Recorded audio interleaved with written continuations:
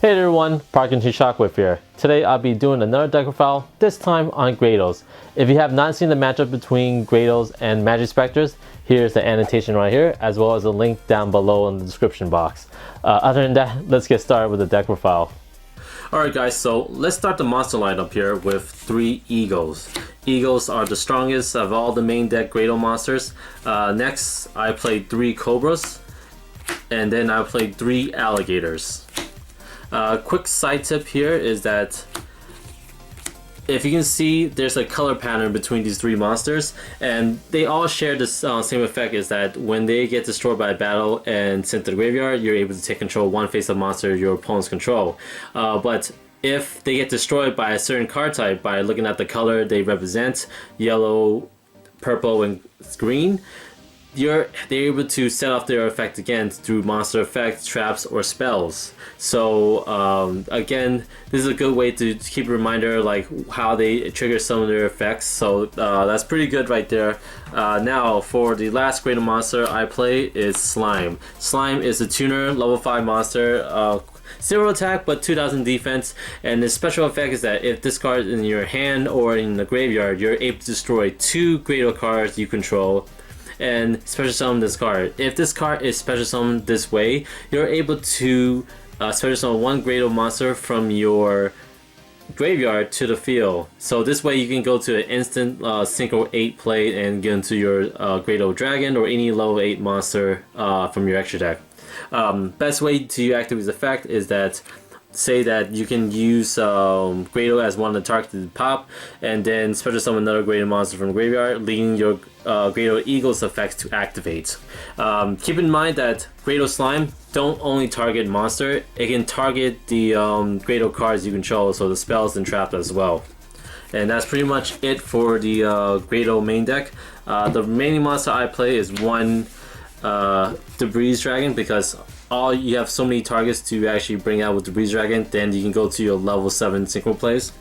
And as well as 1 Crane. This way you're able to summon this card and special summon any of your Graydles, so you can go into your XC3 plays. So, and that's pretty much it for the monster lineup. Now for the spells.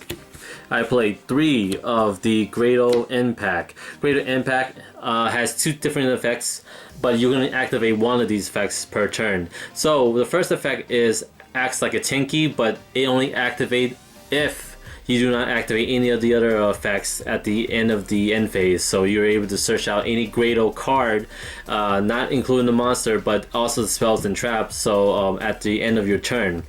But the second effect is pretty good as well, and it goes goes well with Alligator, because you're able to target 1 Graydle monster, Graydle card you control, and 1 card your opponents control, destroy those cards. So it's like a mini Scrap Dragon right there. And now I played 2 or 3 Apollo Dualities. This deck is more of a control deck that you're able to just set up and take your opponent's strongest monsters. Apollo Duality will help you search out whatever card you need faster. And now I played 2 of the Surface. You do have a lot of your deck's monsters. Majority of them are level 3 water monsters, so Surface does really help out to bring out certain monsters to your side of the field so you can activate certain effects, especially if you have the Graydle Impact already on the field, so you can use that to target Alligator, destroy it, and you can go off from there. I'm playing 2 magical plants. I do play a lot of continuous trap card, which you'll see pretty soon, and this will help the deck faster, especially if you want to get rid of certain cards from your back row, especially if it's floating, Call the Haunted, or a skill drain or lose a turn that you just finally want to get rid of. I am playing the 2 MST just to make sure that all my plays are being safe, because right now we're heading to the format where Pendulum is going to be a thing, and MST should be boosted up to 3 to tell you the truth. And so, but as of now, 2 is good for me right now, since you do play a lot of back row to help you support your plays. And now, last but not least, I'm playing the 1 Regeki. Some people say Dark Hole, but to tell you the truth, if I destroy my own monster, like say alligator, and my opponent's monster, you know, I can't take control of any monster because there's no monster on the board. But there is some situation that there's monsters that can still be alive just because that they're resistant to being destroyed. So that's pretty much it. Alright guys, for the trap lineup, I'm playing 3 of the Graydle Paradise. Parasite allows me to perform offensive and defense plays. For the defensive, I can actually special summon a Graydle monster from my deck to the field in attack position if my opponents clear a direct attack. And for the offensive plays, I'm able to special summon a monster in my opponent's graveyard to my side of the field if I perform a direct attack to them. So a great card to have. 3 is necessary. I'm playing the 2 Graydle Splits. Graydle Splits is basically a equip trap card that allows me to equip any of my monsters and give it 500 attack, but during my main phase I can send this card to the graveyard, destroy that monster that was equipped to, and special summon 2 different Graydle monsters with different names to my side of the field. Ideal choice, I usually bring out the Graydle Slime and a random level 3 Graydle monster so I can go to a synchro 8 play. This is a great card to have. I want to play 3, but sometimes I find 3 is a little bit cloggy. I'm playing the 1 Grand Horn of Heaven. With the format becomes more involved pendulum summoning. This is a great card to counter that, and I'm thinking about just maybe bumping it up to 2 or 3, but that's a choice if you want to leave it to your side deck. If not, bump it up. I am playing the 1 Skill Drain. Skill Drain is a great card because Graydle monster active effects, most of them activate effects from the graveyard, so you can just get around your opponent's all the Skill Drain's effect. And with that, I do play 1 more, lose 1 turn. Same concept, but it sometimes could backfire you if you special summon monsters to your side of the field, like for say Synchro Summon or Seed Summon. So it I prefer playing more Skill Drain if I could have, if Konami actually could let us, but other than that, this is a good secondary choice. So other than that, I'm playing the 3 Call of the Haunted. Call of the Haunted, I think it's necessary just because it can bring back any of the Graydle monster, especially Cobra, and if you're able to bring out any of the Synchro Exceed monster, then that's good for you. So 3 Call Haunted, and as well, and as you can see, these are all these continuous trap cards I play. That's why it's necessary to play the Magical Planter, speed up the deck a little bit, especially if this is floating. Now I'm playing 2 staples, Warning and Boundless. Not really much to explain here. Warning for the Pendulum, Boundless Cosmos. You can still destroy Forerunner or just Dark Destroyer, and they won't activate effect to special summon another Cosmo. And I'm playing the 1 Storming Mirror Force as just a way to counter some of the monsters effect that can't be destroyed, say Magic Specters. Again, like I mentioned before, that matchup in for Sneak Peek.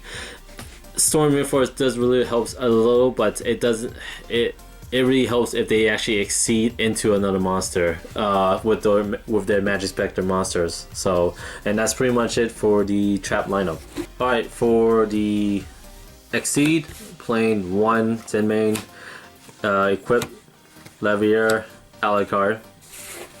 So that's a little more, and I'm playing Shark and Acid Golem, and that's pretty much it for my rank 3's Exceed monster.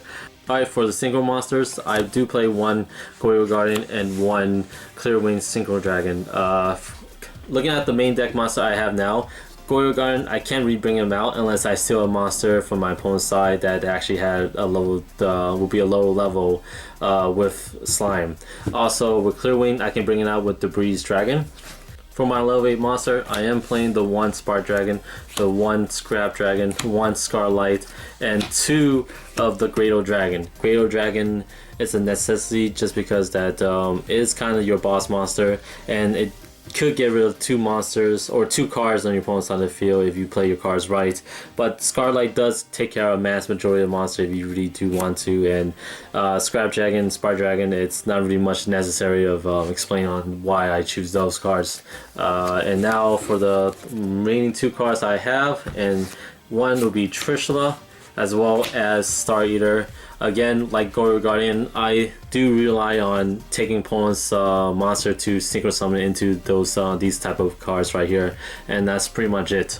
So that's pretty much it for this deck profile. Overall, this is a good generic archetype. It's basically there to steal all your opponent's monster if it can, and it does have some spells and traps and monster effects that support their effects to trigger and trying to take as much monsters as you can. It doesn't seem like it can do much with the archetype it has now. It could do a little bit more if it has a little more support, but it's not game breaking. It's not anything that it can focus on the meta, because as I mentioned before, Magic Specters are a thing and they cannot be targeted, so it's very hard to play against that deck. Especially if we saw the matchup during the sneak peek. But if you're able to get cards like Skill Drain or Lose a Turn, you're able to actually get around that. But other than that, I don't think this can do much for the format. It's just a nice fun deck to play. So that's pretty much my time with the video. If you guys liked what you saw, please like, comment, subscribe. This is Park 15 Shockwave signing out.